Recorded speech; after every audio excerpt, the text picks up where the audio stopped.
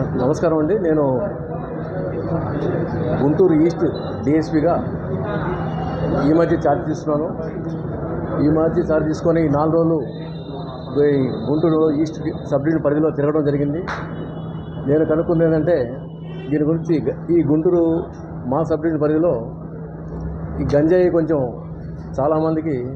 చాలామంది అమ్ముతున్నారని, దాని ద్వారా యూత్ చాలామంది చెడిపోతున్నారని తెలిసింది. దీని మీద ఇన్ఫర్మేషన్ పెట్టాము. నేను ఒకటి చెప్తున్నాను, గంజాయి అమ్మే వాళ్ళకి చెప్తున్నాను, తాగే వాళ్ళకి కానీ ప్రజలకు కూడా చెప్తున్నాను. మన బ్రాందీ విస్కీల కంటే ఈ గంజాయిని చాలా ప్రమాదకరమైంది. వాళ్ళు ఈ తాగిన తర్వాత మత్తులో మర్డర్లు చేయొచ్చు, వాళ్ళు కూడా ఆత్మహత్య చేసుకోవచ్చు. ఇవన్నీ మెంటల్గా వాళ్ళ మీ ప్రభావం దాని మీద చేస్తుంది. కాబట్టి ప్రజలందరూ అప్రమత్తంగా ఉండండి. మీరు కూడా పోలీస్ సహకారం చేసి ఎవరెవరు అమ్ముతున్నారో మాకు సమాచారం ఇవ్వండి. మేము దాని మీద తప్పకుండా యాక్షన్ తీసుకుంటాము. ఆల్రెడీ మేము ఈ ఎవరెవరు అమ్ముతున్న సమాచారం సేకరిస్తున్నాము. త్వరలోనే రైడ్ చేయడం జరుగుతుంది. మేము రైడ్ చేసి కేసు పెడితే మీరు సంపాదించిన దానికంటే మీరు ఆస్తులు ఆ కోర్టు నుంచి కేసు బయటపడాలంటే చాలా కష్టం. చాలా డబ్బుగా మీరు నష్టపోతారు. అట్లాగే జైలు శిక్షలు కూడా తప్పకుండా పడతాయి. కాబట్టి ఇంకొకసారి నేను హెచ్చరిస్తున్నాను, తప్పకుండా మేము రైడ్ చేస్తాము, కేసులు పెడతాము.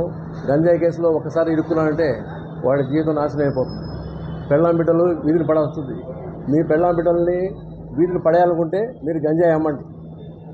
తర్వాత మీ మీద రౌడీ షీట్లు ఓపెన్ చేస్తాం, కఠినమైన చర్యలు చేస్తుంటాం. అట్లాగే ఈ సమాచారం మీరు కొన్ని గొడవలు జరిగినప్పుడు ప్రజలు ఏం చేస్తారంటే తెలియక 100కి డైల్ చేస్తారు. పోలీస్ 100 అని డైల్ చేస్తారు.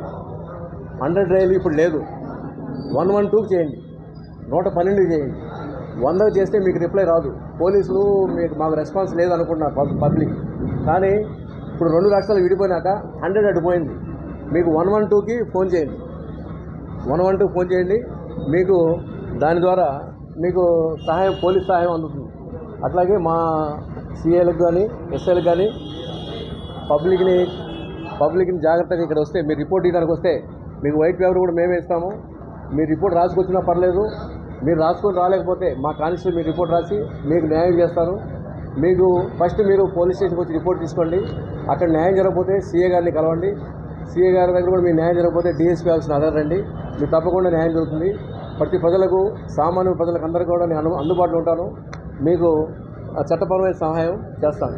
అట్లాగే నేను అబ్జర్వ్ చేసిందంటే, సాయంత్రం పూట ఈ కుర్రవాళ్ళు కానీ వీళ్ళు కానీ ఈ రోడ్డు మొదట్లో బండ్లు పెట్టేసి సిగరెట్ తాగటం, టీ వాటర్స్ పక్కన బ్లాక్ చేసుకుంటున్నారు. లేడీస్ రావాలంటే చాలా కష్టంగా ఉంటుంది. ఇప్పుడు ఆ బళ్ళు పెట్టేసే వాళ్ళకి నేను ఒకటి చెప్తున్నా, మీ చెల్లెలో మీ తల్లి కానీ మీ అక్క కానీ అట్లా మా మగవాళ్ళ మధ్యలో రావాలంటే వాళ్ళు ఎంత ఇబ్బంది పడతారో మీరు ఆలోచించుకోండి. మేము వాళ్ళ మటుకు అట్లా పెట్టిన వాళ్ళ మీద ఆ బళ్ళు సీజ్ చేస్తాం, వాళ్ళ మీద లాఠీ చార్జ్ కూడా చేస్తాం. తర్వాత పోలీసు దౌర్జన్యం, పోలీసు అమ్మాయి చదువుకునే పిల్లోడు మీద కొట్టారు అనే వార్తలు చెప్తే కుదరదు. ఎందుకంటే మేము ఫస్ట్ ప్రయారిటీ లేడీసు, సామాన్య ప్రజలకే. వాళ్ళకి కంపల్సరీ మీరు ఆటం కలిగిస్తే మీరు ఇబ్బంది పడటం తప్పదు. అదొకటి. వెహికల్స్ పార్కింగ్ చెప్పాను. షాప్స్ 11కి క్లోజ్ చేయాలా. రాత్రిపూట దొంగతనాలు జరుగుతున్నాయి. ఆల్రెడీ న్యూస్ పేపర్ కూడా వచ్చింది. ప్రజలు పని 11 గంటల తర్వాత తిరిగితే మటుకు మేము కస్టడీలు తీసుకుంటాము. వాళ్ళు నైట్ విచారించి వాళ్ళు కానీ నేరం కానీ చేయలేదని ప్రూవ్ అయితే ఉదయాన్నే మేము వదిలిపెడతాము. లేని పక్షంలో వాళ్ళు కానీ వాళ్ళకి నేరం చేసినట్టు ప్రూవ్ అయితే కేసు పెడతాయి, జైలుకి పంపుతాం. కాబట్టి రాత్రి 11 తర్వాత అనవసరంగా తిరగదు. ఎమర్జెన్సీ సర్వీసులని మినహాయిస్తాము. హాస్పిటల్స్ కానీ బస్ స్టాండ్లు పోయే వాళ్ళని కానీ వాళ్ళని చూసి వదిలేస్తాము. కాబట్టి మీరు రాత్రిపూట అనవసరంగా రోడ్డు మీద తిరగద్దు. అట్లా ఈ రౌడీ షీటర్స్, గుంటూరు టౌన్లో రౌడీ షీటర్స్ మీద ఆల్రెడీ షీట్స్ మెయింటైన్ అవుతున్నాయి. వాళ్ళకి ఆల్రెడీ హెచ్చరించడం జరిగింది. వాళ్ళ సత్ప్రవర్తన కానీ చేసుకొని ప్రవర్తన జాగ్రత్తగా ఉంటే షీట్లు ఎత్తివేయడం జరుగుతుంది. అట్లాగే నెక్స్ట్ కేసులు కానీ వాళ్ళ ప్రవర్తన మార్చుకోకపోతే కఠినతరంగా వాళ్ళ మీద వ్యవహరించడం జరుగుతుంది. రౌడీ షీటర్స్కి ఆల్రెడీ నెక్స్ట్ వీక్ వాళ్ళ కుటుంబాలతో కలిసి కౌన్సిలింగ్ కూడా ఎస్పీ గారి ఆధ్వర్యంలో నిర్వహిస్తున్నాం. కాబట్టి రౌడీ షీటర్లు కూడా ఏముందిలే పోలీసులు ఏం చేస్తారు ఎన్ని చూసామో అనుకుంటే కుదరదు. కఠినంగా వ్యవహరిస్తాము. అది వ్యవహరిస్తాం ఎట్లా అనేది వాళ్ళ ప్రవర్తన బట్టి ఆధారపడి ఉంటుంది. కాబట్టి జాగ్రత్తగా ఉండండి. అనవసరంగా ఇదేముంది అనుకుంటే మటుకు చాలా ఇబ్బంది పడతారు.